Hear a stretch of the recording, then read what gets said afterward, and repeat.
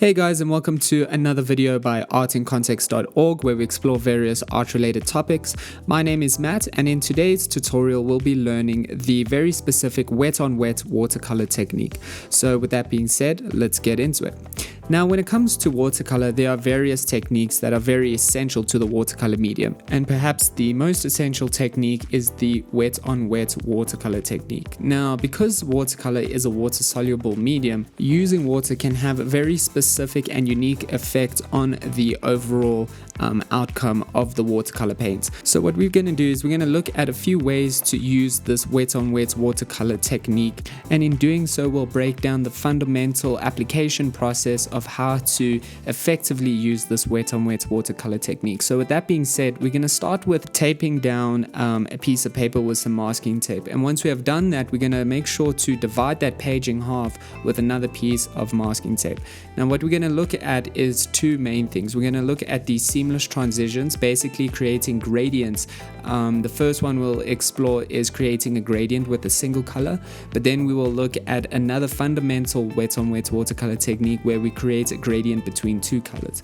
So starting with the first process, what we want to do is we want to basically coat our page with a thin layer of water, and basically the intention here is that we want to pre-coat our surface area of the paper with some water. Now as you do so, what you want to make sure is that you are evenly covering all areas or the entire surface area of the page with water, and you don't necessarily need to put in or prime the paper with a thick layer of water. What you can do is coat a brush quite thinly with some water, and then allow yourself to basically brush over the entire surface area of the paper with that wet brush, making sure that you have established or coated the entire paper with some water. Now that thin layer of water on the surface area of the paper is going to allow the paint to evenly disperse throughout the entire page, and this is where, as the paint dries, it's going to dry evenly all together and ultimately create this seamless transition.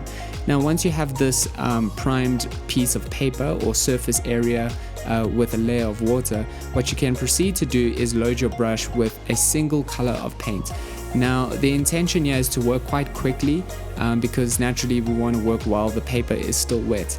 And what we're going to do is we're going to add in these painterly marks from one side of the paper and slowly move our way across to the other side of the page. So you can do this from left to right or top down or bottom to top. It's really up to you, but the intention here is to make sure that when you load your brush with some paint, you are starting on one side and then working in strokes all the way to the other side of the page. In doing so, what we'll find is that as we start on one side of the page, that one side will be highly saturated with paints, and as we slowly make strokes from one side to the other side of the page, that saturation will kind of fade and get a little less intense and slowly become more transparent, allowing this seamless gradient to be established from one side of the page to the other.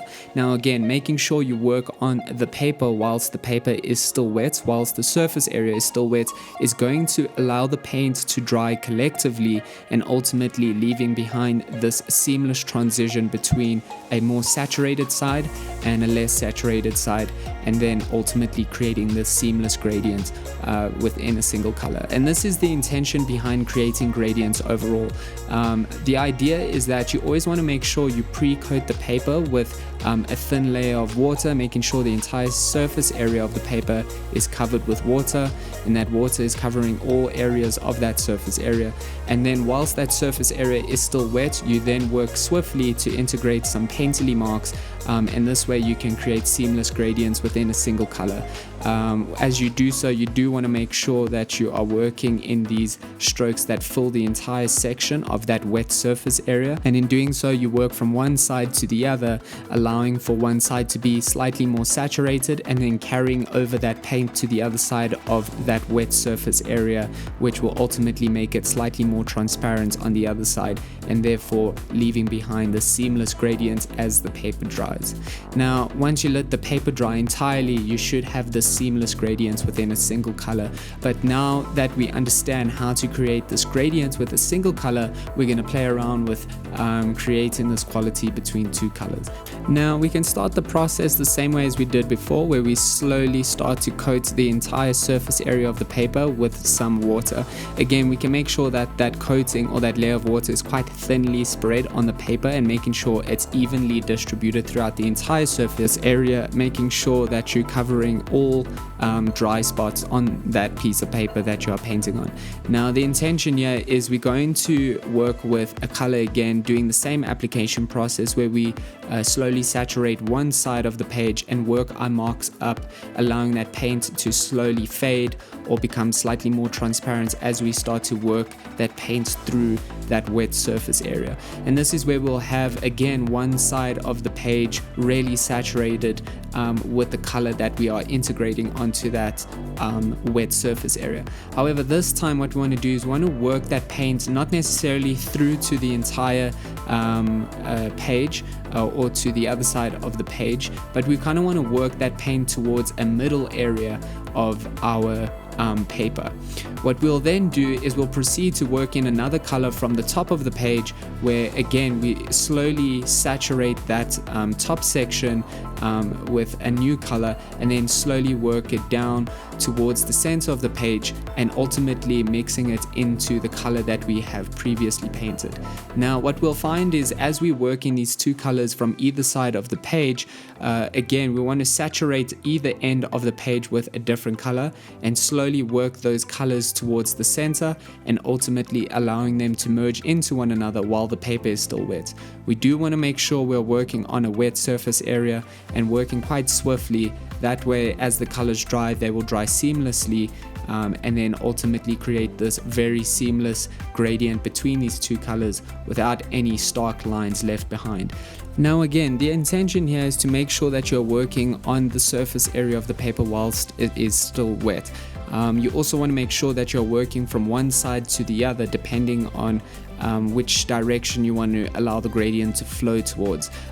When it comes to two colors, the intention is to make sure you're working from either end of the wet surface area or the section that you're painting in, and then work colors from either end and allowing them to merge into a center point, and ultimately seamlessly integrating with one another whilst the surface area is still wet. As you work with the wet surface area, or do so whilst the surface area is still wet, the colors, whether it's two or one color, will always dry in a seamless gradient.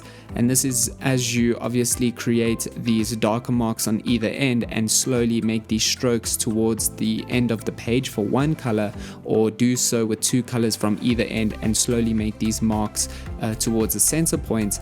As the colors become a lot less saturated and start to become slightly more transparent, we'll start to see how these colors shift from very dark or very vivid to ultimately lighter. And that is the case for a single color, but again in the case for two colors, we'll see how those colors become less vivid as they shift towards the central area of the surface that is wet, and ultimately when it dries, it will dry collectively and result in a seamless gradient and transition. But otherwise, this is the idea behind creating gradients. Very useful, very essential to the watercolor medium. This wet on wet technique can be utilized in so many different ways.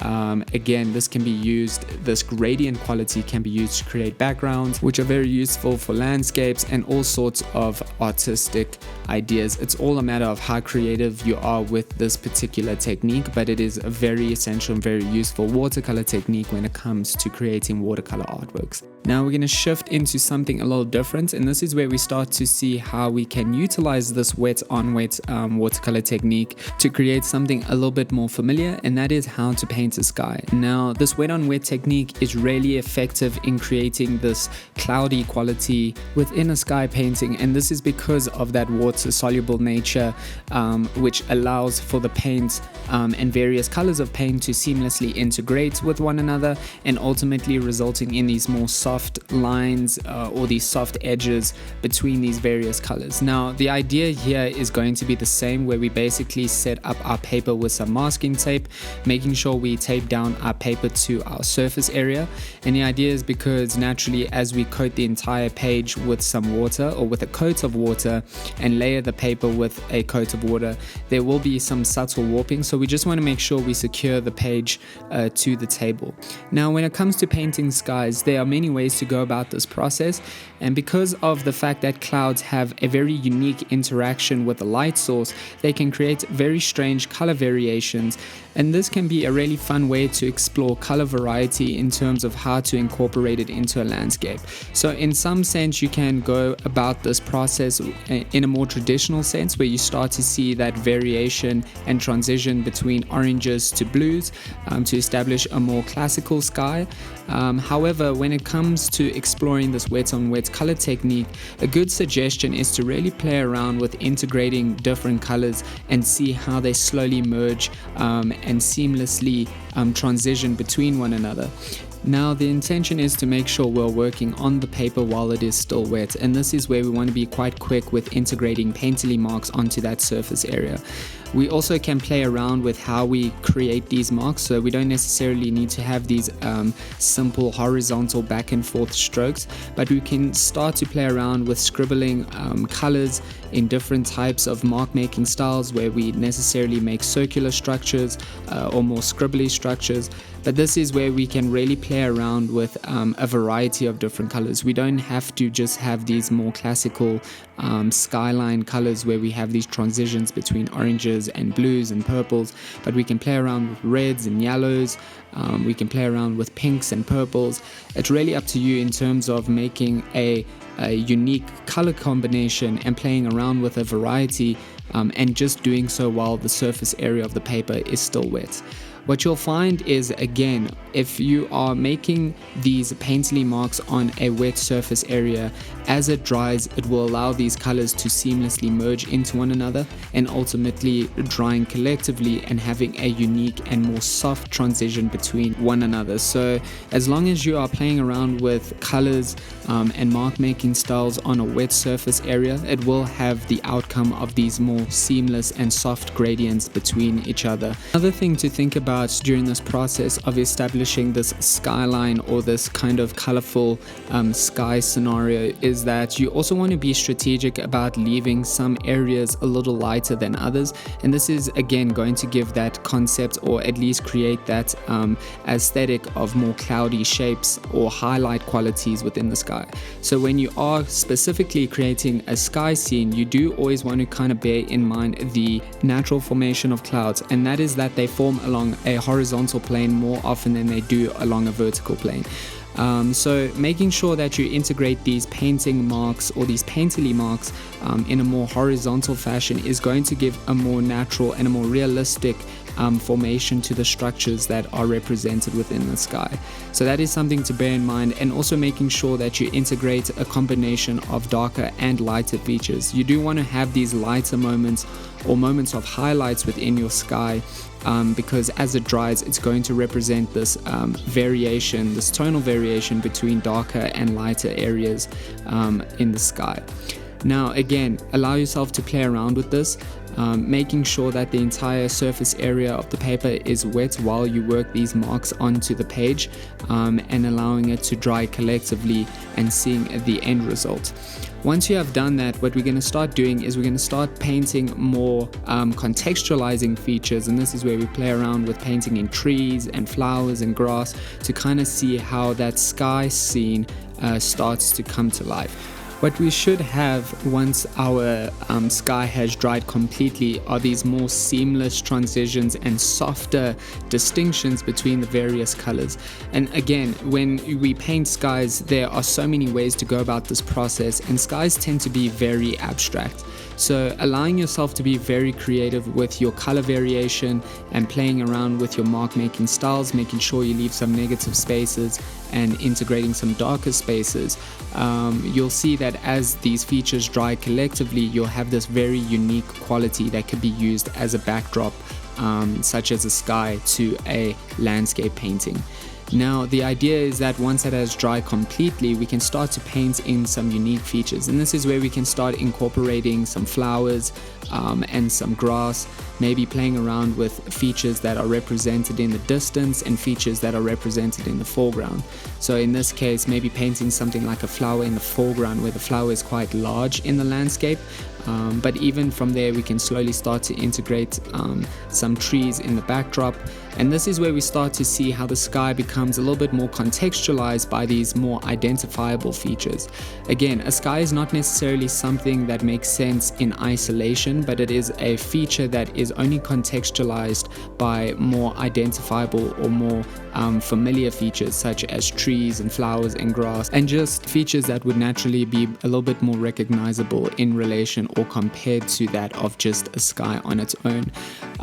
Again, what we find is that this watercolor wet on wet technique is really useful in establishing these beautiful backdrops and backgrounds that can then later on be painted over with some more identifiable features. And again, this isn't something that is directly applicable or exclusively applicable to landscapes, but this can be used for abstract painting. This can be used for a variety of different artwork ideas. In this case, we're just seeing how this particular wet on wet technique can be utilized within something a little bit more classic and familiar, and that is a landscape painting. As you continue to paint in some features, allow yourself to play around with creating a scenario on top of your sky scene that has completely dried. It is important that you allow the sky scene that you had painted to dry completely. The thing with watercolor is that you don't want to paint over wet marks by accident. There is an intentionality to that, like we have done with the formation of the sky, where we naturally and intentionally are painting these colors into or onto a wet surface. But the watercolor medium is also really volatile, and making sure that once you have finished that wet on wet painting process, you do want to make sure that the layer is completely dry if you would like to make these distinct painterly marks on top of that without necessarily smudging those earlier layers of painting. Now again, allow yourself to just experiment and play around with creating a scene. Painting a landscape scene and using this technique to establish a sky is a really good starting point in terms of seeing how you could utilize this specific wet on wet technique to create something very identifiable like a sky or a background. Again, it's really good at establishing these soft and almost really blurry qualities which give off this quality of depth and make it appear as if it is a sky that is far in the distance or in the background, and therefore kind of fading away into the backdrop. And as you paint marks on top of this scene, you will find that it creates this quality of depth where these more distinct marks sit in the foreground and ultimately push the background or the sky further into the background. But otherwise, guys, this is the general process of how to utilize the wet on wet technique. You've seen some fundamental principles associated with creating these gradients with single colors, with dual colors, and then ultimately with a variety of different colors to create something very unique. And then in terms of how to utilize that unique combination of colors in something identifiable like a landscape. Again, this wet on wet technique and creating these gradients and allowing these colors to merge and form these seamless transitions can be utilized in so many ways. A landscape is just one way to utilize this, but you could use this process, this wet on wet technique, to create abstract paintings. You can use it for a variety of different reasons. It's just a matter of being creative. I hope this tutorial gave you some insight into some key principles and ideas associated with the wet on wet watercolor technique. If you're interested in related topics, please let us know in the comment section below. If you found this video helpful, please give us a like. Please subscribe to the channel. That helps to grow the channel and ultimately enables us to make art related content and share more videos with you guys. Otherwise, guys, thanks again. That is it from me. Until next time, cheers.